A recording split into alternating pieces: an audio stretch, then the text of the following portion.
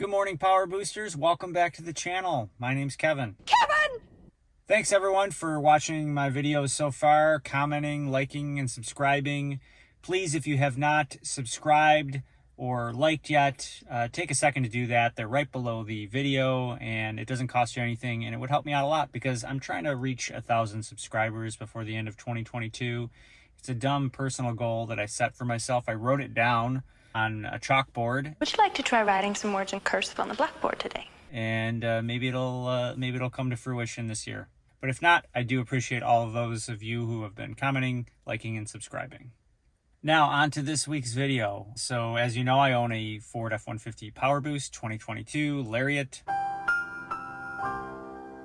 And I thought it would be a good idea to discuss the safety features of the F-150, or at least, you know, pertaining to the one that I have. Some of these things will cross over to the different models and trims and whatnot, different Ford products as well too. But I think safety is an important thing this day and age when you have vehicles, because the technology available to us to help avoid crashes, even minor ones, I can tell you from a personal experience, the safety technology in this car and in previous cars that I've had that have similar things going on in them have saved me from having to file an insurance claim for literally just taking my eyes off the road for 2 seconds.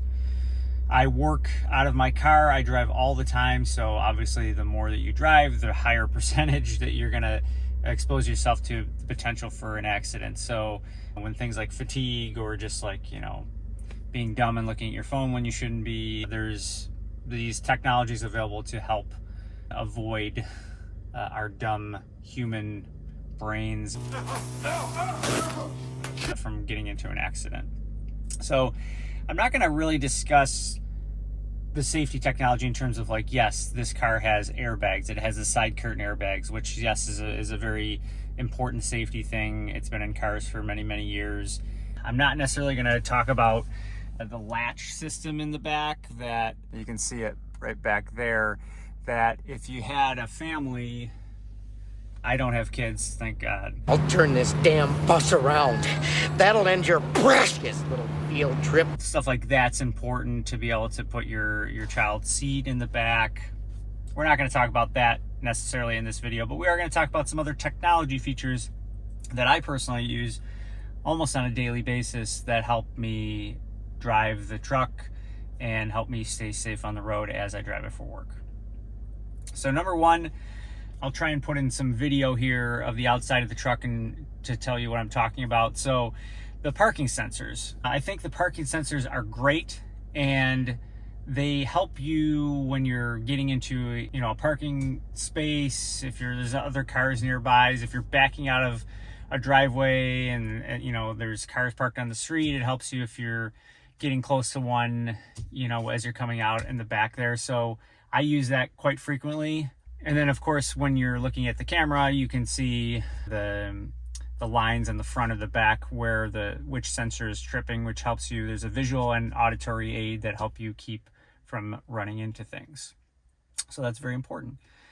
Another thing that I think is pretty cool is the welcome and approach lighting, and then the zone lighting, and, you know, lighting back at the hitch. All these things are helping you. Let's say it's the evening and you're parked in a dark parking lot, you're coming out from dinner and you want to get into your truck. The welcome lighting senses the key close by, and it actually will, when you get within a certain proximity, will light it up and illuminate around the truck a little bit, which, you know, is helpful if there's someone lurking about. Then that'll at least maybe deter them, or at least you'll be able to see them and be able to get away if you need to. Run away! Run away! Run away! Zone lighting is helpful for nighttime, so you're not fumbling around and running into things in the dark, especially if you're out in the country or something like that. So I think that's really helpful. And if you're someone who tows, I'm not necessarily someone that tows. I think the hitch lighting, if you're trying to dock up to a trailer at night, it'll help you from maybe running the trailer into your bumper, and that, along with the cameras, are things that will help you there. Another thing that I use on a daily basis as I'm driving, especially on the throughways, is the blind spot monitoring. The B-pillars on these trucks here, this is kind of a blind spot here. So as I'm sitting here in the driver's seat and I go to look around like this, the B-pillar is blocking a lot of my line of sight. So if there is a small car there, it's helpful to be able to look over at that little sensor, and it's flashing in the video here, the blind spot monitoring indicator, but that's just because of the frame rate of the camera, not because it flashes in real life. But that helps you see if there's a car in your blind spot behind that B-pillar if you can't see it, and then you won't make that turn over. So that's really nice. So let's see what else. The CoPilot 360. So there's the assist and the active. I have the assist, which gives you the adaptive cruise. Here you can set your distance of where you are from the car in front of you. This is the lane keep assist, and then also the lane centering. So, you know, if it senses lines, the camera on the front right up here, I'll show you the other side of this in a video here, will show you, it will read the lines on the road, and then it will also help keep you a certain distance in front of that. So it keeps you in the lane, and it keeps you from crashing into the car in front of you. It brings you to complete stop.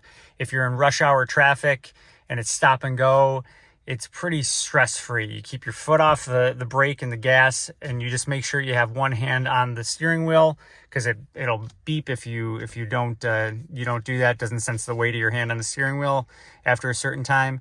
And it's just, you just like, I don't know, you can kind of not check out mentally, but it's not as fatiguing. And I find myself being less annoyed by stop and go traffic because, you know, I'm just kind of sitting there. I can pay attention to the music, the podcast I'm listening to. Obviously, this turns on and off that whole system. You can also divert in the features and settings here in the driver assistance. You can turn cruise control into just normal cruise control. I wouldn't think that I would do that. I use adaptive cruise all the time. I don't see any reason why anyone wouldn't want the adaptive cruise.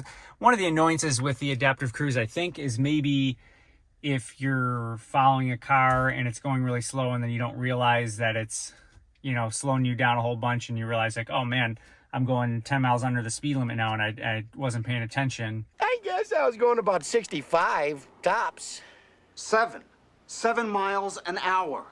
Or if that car, you know, another car comes in your lane in front of you and it slows you down immensely, and probably, you know, your car has to have a little bit of a gap, so then it slows you down so that you have that gap in between you and the car now, and it just, you know, it slows you down needlessly. But I always just throw my foot on the gas and try and keep up, because you can put your foot on the gas and it doesn't cancel the adaptive cruise control.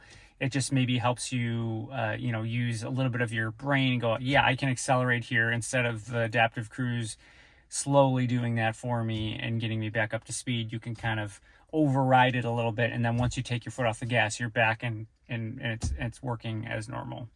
And then obviously also here you can see there is the speed sign recognition and the tolerance. So up on the right here, it's not showing right now because I'm not driving around, but it'll show you the actual speed limit as read by that camera up here. And then I think also the GPS, it gets some of the information from GPS. It might be one or the other or both. I don't know. If you do, put that in the comments. But then the tolerance is really nice for making sure that you're not, you know, most people know that you can probably drive about, you know, 5 miles above the speed limit without a cop really minding too much or pulling you over for that, unless there's other reasons to pull you over. Double bacon cheeseburger, it's for a cop. That's supposedly, you know, that could be considered a safety feature in a way, because that would mean that you're not speeding well above the, you know, the posted speed, which is supposed to be, you know, staying at safer speeds. That might be a little bit of a stretch, but yeah, we put it in there. So the 360 camera is great. Let me just go ahead and pop it into reverse here. This is one of the most useful safety features, one that I use all the time. Oh, I started backing up there. You see it obviously has the guidelines on there, and as you turn the wheel, it'll show you what the trajectory is. Let's see if I can I'll get close to my garage here, and I'll see if I can get the parking sensors to show up on this as they beep. Yeah, you see? It'll show when you're getting closer. It'll beep more closer together. It'll become red, which helps you visually and also audibly.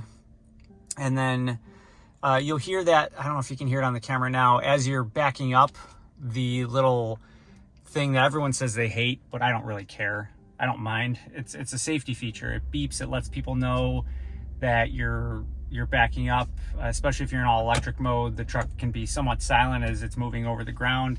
Now, some people say that the sound comes from the front of the truck and not the back of the truck, which I think may be the case, and that's maybe silly engineering blunder on Ford's part to not have it in the back, because obviously that's where you want the sound to emanate from. But you can still hear it from back there. You know, I can, when my wife drives the truck and she backs it up, I'm upstairs and I can hear it with all the windows and doors closed. So I assume that people can hear it. Can you hear me now? As we're backing out of our driveway. So for us, we have a pretty close situation between houses, and you can't really see who's walking up the sidewalks until you get really close back. So hopefully that sound would alert to someone, if they're not wearing headphones, that the truck is backing up. All right, so just a couple more things here. The technology in the truck here, I saw this on a TFL video. I'm not gonna find any way to mimic this, but so they were doing a towing test over that Ike Gauntlet, and the load was so heavy that the engine was straining so much that it automatically shut down and put itself into a low power mode. So it wasn't gonna give the driver full power.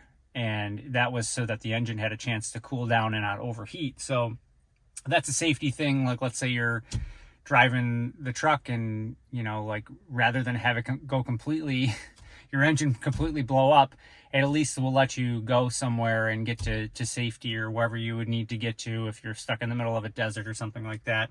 It ideally would, you know, throttle the power of the truck enough to where you're not going to get stranded somewhere, but you can get to somewhere where you can have the truck cool down a little bit. I'm never going to really push the truck to that max anyway. They're obviously doing that for, and nor should anyone, but they're obviously doing that for an experimental purpose in extreme situations. Last but not least, one of the really cool, quirky things has to do with the shifter here. So you'll notice that the car is on. It says it's ready there. So even though we're in electric mode, I can move the truck now. Let's say I put it into drive here. It's in drive. And I have the auto hold feature, which is another great safety feature, where as long as I'm stopped and I take my foot off the brake, it's not going to move. But let's say you had the auto hold feature disengaged because you don't like it. You like to keep your foot on the brake while you're at a stoplight. Let's say there's, you know, some really hot chick. Two chicks at the same time, man. Okay, for the purposes of this experiment, some really hot chick, and she's fumbling around with some grocery bags. She's got 2 grocery bags. She's on the side of the road, and she's gonna drop, you know, the eggs that she's got in the bag, and you're like, oh man, I gotta help this girl out. Well, what do? She's so hot that you forget that you have the car in drive, and you open up the door to go help her out because you don't want her to drop her eggs.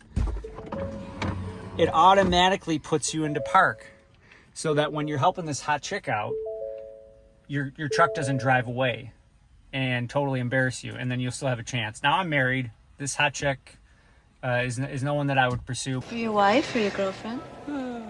But for the single guy out there that's watching this is going to be a very useful feature for you, because, you know, that could be the hot chick that got away. And also your truck could be totaled. You could run into somebody's house. So a safety feature that's actually helping us guys out there. So yeah, that's pretty much it for the video. I think I went over pretty much everything. I found a couple, as you can tell, sometimes as I'm doing these videos, I realize I forgot one thing or the other. Like the auto hold feature is probably something I should have written down on my list of things that I wanted to talk about, but you forget how many safety features this truck has that you don't think about. Obviously I would miss it if it wasn't there, but these are all things, you add these things up together and they become something that saves you from getting in little minor accidents, or even better yet, bigger accidents, because obviously you have the parking sensors help you and will actually brake the truck for you. If someone's coming on the sidewalk and I somehow don't see them, the truck will brake and realize there's something there. Or if it notices I'm going to maybe, collide into something moving forward, then you'll have the brakes engage and try and help you out. Let's say I was incapacitated and didn't know, it would at least do something to make the crash, if it's going to happen, not happen, or happen at a much lower speed. And I know there's other like adaptive steering components that you can get on the higher trim trucks. I don't have any of that, but that might be something that also helps with the rollover and whatnot, because there's things in this truck that help, this truck not roll, or not be as susceptible to rollover, because it's a big, high vehicle. Yeah, so that's pretty much it for all the safety stuff. Obviously, I probably missed something, even having said all I've said now. So if you notice I missed something, put that in the comments below. And if you somehow forgot to subscribe at the beginning of the video, you can do that now. And that's all I got for you. I will see you in the next video. Kevin!